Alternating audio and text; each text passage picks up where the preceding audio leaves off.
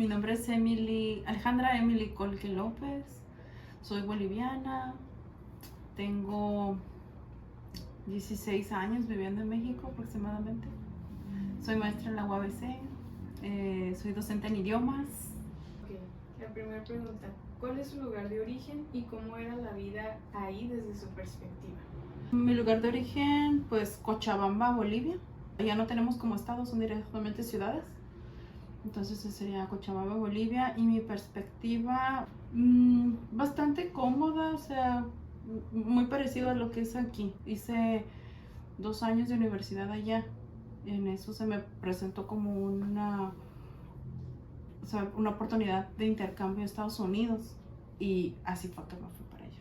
Y posteriormente me casé con un mexicano allá en Estados Unidos y nos vinimos a vivir a México. ¿Cuál era su perspectiva acerca de México antes de llegar aquí? Bueno, creo que era un poco estereotipada, ¿no? O sea, el mexicano, mariachi, en aquel entonces era como Acapulco lo más llamativo de México.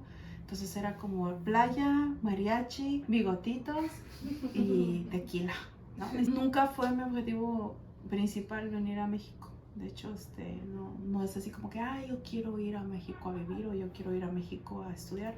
No, estaba muy bien en mi país. Fueron las circunstancias ahí que fueron pues cambiando y me fueron llevando, ¿no? Todo esto.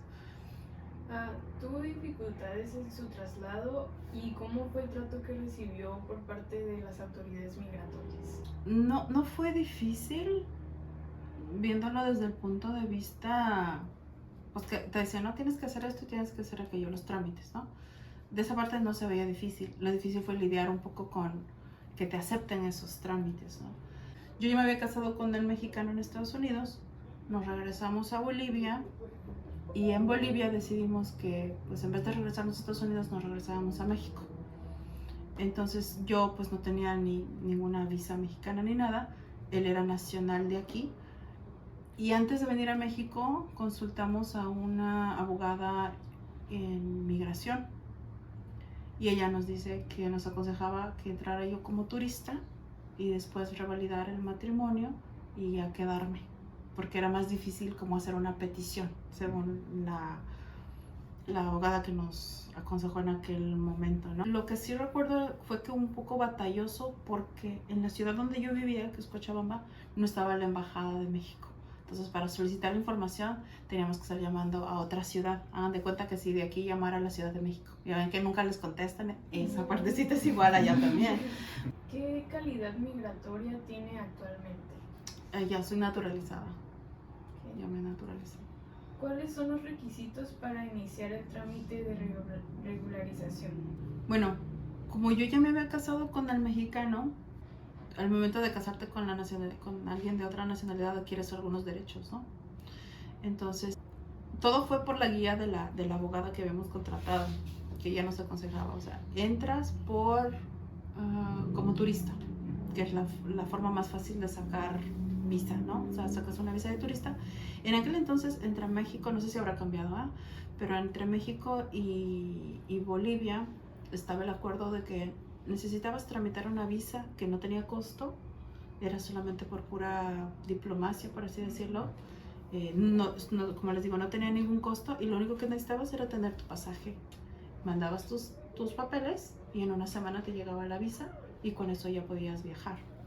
Entonces así lo hicimos con una visa de turista. Cuando entró a México me dicen que pues a qué venía y le dije pues vengo a conocer a la familia de mi esposo. Vengo a conocer México. Pero pues en realidad pues yo ya sabía que no era a lo que venía, o sea, mi intención era pisando piso mexicano, territorio mexicano, la abogada empezaba con los trámites de cambio de estatus migratorio. Entonces pasé a una FM1, luego a una FM2, que la FM2 la tenía que renovar cada año. Pagaba 1,200, 2,600 cada año. Hacía unas cartas como que mi esposo tenía que hacer unas cartas donde dijera que él era responsable económicamente de mí, porque ese era el rubro en el que yo estaba, ¿no? Era ciudadana extranjera casada con mexicano, no lucrativa. ¿no? Entonces tenía él que, por así decirlo, am, demostrar que yo no era una carga para México, por así decirlo, para el gobierno mexicano. Antes de cambiarme a la residencia, cambié a lucrativo, o sea, casada con mexicana, ¿verdad? Lucrativo, porque antes era no lucrativo. Entonces cambié a lucrativo y sí fueron muchas vueltas en el SAT. De hecho, creo que es algo que sí podría decir, batallé en los bancos, ¿no? Como que es su INE, pero no tengo INE, ¿no? Porque, o sea, mi identificación era la FM2, la FM3, ibas pasando de categoría. Entonces sí batallaba con eso, ¿no? Que quería cambiar un cheque y me decían, no, necesitas una INE. No, pues no tengo INE. Entonces FM2. Y algunas personas en el banco, no sé si eran nuevas o no estaban familiarizados con esos procesos, era doble vuelta. No, espera un ratito. Así, otra vez. No, espera otro ratito. Ahí venían otras personas. Y me pasaba muy seguido en los bancos eso. Yo cuando fui lucrativo, pues igual, hice el cambio en el SAT.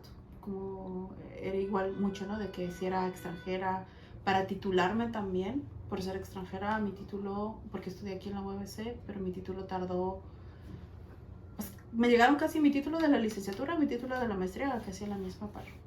Por el hecho de ser extranjera, tenía que hacer otros procesos extras, ¿no? Tardaba un poquito más, casi un año más. Entonces eso lo hicimos como yo creo que por unos 3 años, más o menos, 4 años. Y luego ya empecé el trámite con la residencia permanente, que es como una tipo green card, pero para México, una residencia permanente. Y igual, ¿no? Pagar, sí se paga bastantito. Ay, te estoy hablando de hace como más de 10 años, estaba como en 3,000, 4,000 pesos. Cada año que renuevas tenías que hacer todo el trámite, traer fotos, las cartas, solvencia económica y pues ir a perder todo de allá. Y una vez con la residencia permanente te dicen que después de cierto tiempo, no recuerdo si era un año o 2, y ya puedes aplicar a la naturalización. Te hacen un examen, igual es una cita, vas allá a Relaciones Internacionales.